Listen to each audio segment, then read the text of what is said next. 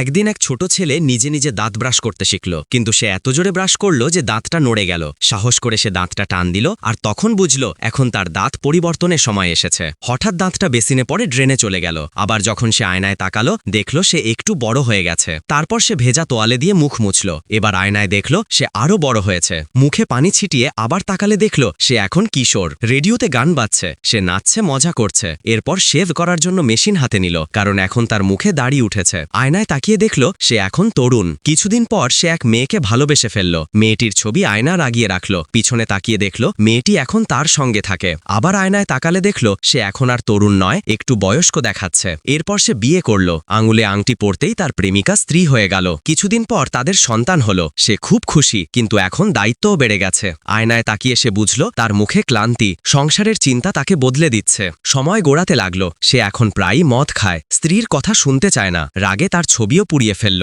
পরে আবার নিভিয়ে দিল। তার মেজাজ খারাপ হতে লাগলো। মনে হলো শুধু ব্যথাই তাকে বাঁচিয়ে রেখেছে। আঘাতের জায়গা ধুয়ে আবার আয়নায় তাকালে দেখল সে এখন বুড়ো হয়ে গেছে। এখন তাকে ঘুমের ওষুধ খেতে হয়। শরীর মোটা হয়েছে, চোখে ভালো দেখে না, তাই চশমা লাগে। সে নিজের নকল দাঁত পানির গ্লাসে রেখে আয়নায় তাকিয়ে হেসে ফেলল। সবকিছু যেন এখন তুচ্ছ মনে হয়। শেষে লাঠি হাতে ধীরে ধীরে ঘর থেকে বেরিয়ে গেল, আলো নিভিয়ে দিল, আর তার জীবনও শেষ হয়ে গেল।